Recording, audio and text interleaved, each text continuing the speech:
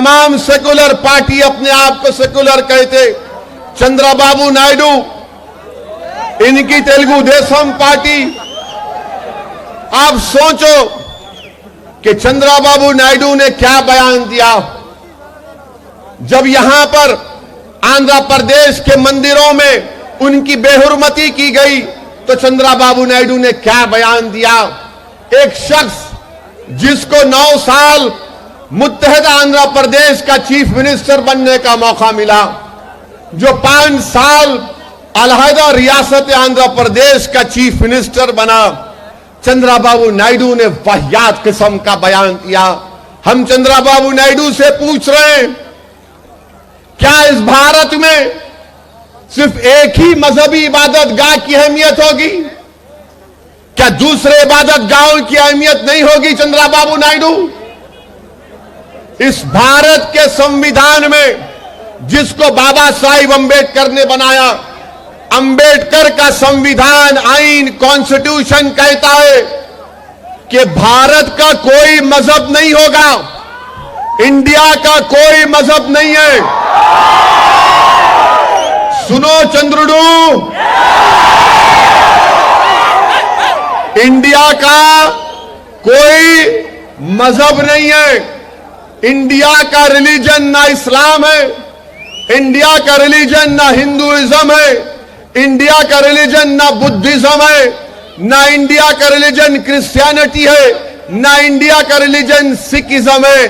भारत का कोई मजहब नहीं है।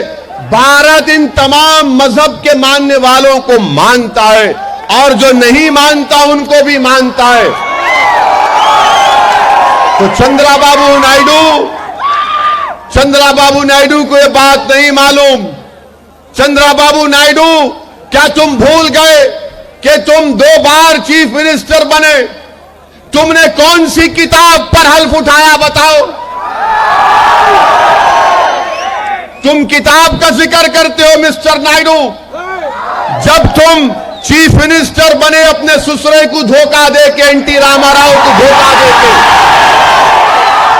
चंद्रबाबू नायडू कौन सी किताब पर ओत लिए थे बताओ? तुम ओत लिए थे भारत के संविधान पर, जिसको बाबा साहिब अंबेडकर ने बनाया था। तुम जब यहां पर 2014 से 19 तक आंध्रा के चीफ मिनिस्टर बने, तो तुमने भारत के संविधान पर ओत लिया। मुझे यह बात कहना पड़ रहा है कि चंद्रबाबू नायडू ने जो बयान दिया, मुझे इस पर कोई हैरत नहीं है, मुझे उस पर कोई ताज्जुब नहीं है। मेरे भाई, अब बीजेपी के जो इंचार्ज हैं आंध्रा के, उनका नाम मैं जिक्र नहीं करना चाहता, मगर जो बीजेपी के इंचार्ज है आंध्र प्रदेश के, वो कहते हैं कि आंध्र प्रदेश क्रिश्चियनिटी में तब्दील हो जाएगा। अगर भारत में, आंध्र प्रदेश में अगर कोई मुसलमान होता है, कोई क्रिश्चियनिटी को एक्सेप्ट करता है, कोई हिंदुइज्म को एक्सेप्ट करता है, तो बताओ, अगर कोई इस्लाम और क्रिश्चियनिटी को एक्सेप्ट करता है, तो क्या उससे भारत की सिटीजनशिप निकल जाएगी? अगर कोई मजहब तब्दील करता है, मगर डराना इनका मतलब है, नफरत पैदा करना चंद्रबाबू नायडू का मकसद था। यह बीजेपी के इंचार्ज का मकसद भी यही है कि नफरत पैदा करो। मेरे भाई, अब वाईएसआरसीपी की तरफ से सिर्फ बयान आ रहा है, स्टेटमेंट आ रहा है, और मुझसे कहा जाता है, जब मैं यहां पर आ रहा था तो वाईएसआरसीपी के लोग मुझे फोन करके वो पूछते हैं, असदुद्दीन ओवैसी साहब, वाईएसआरसीपी के बड़े लोग, बहुत बड़े लोग हैं, उन्होंने हमको बोले, अरे साहब ये छोटा इलेक्शन है, आप इतने बड़े आदमी क्यों आ रहे हैं? फिर दूसरे एक साहब फोन करके बोले, ओवैसी साहब हिंदूपुर का माहौल अच्छा है, खराब मत करो आके।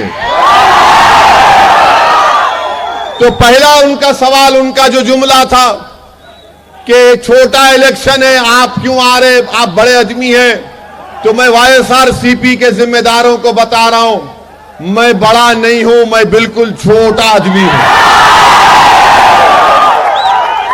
और अगर कोई बड़ा है तो अल्लाह की जात सबसे बड़ी है और सब उसके नीचे है, कोई बड़ा नहीं है।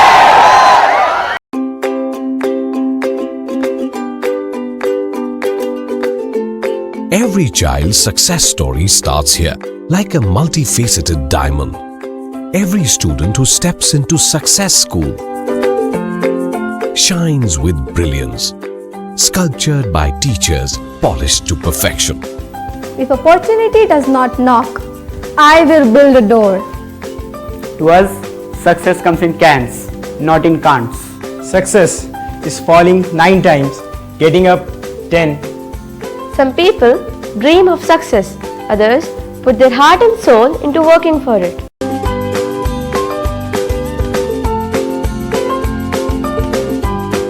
Success, finding oneself.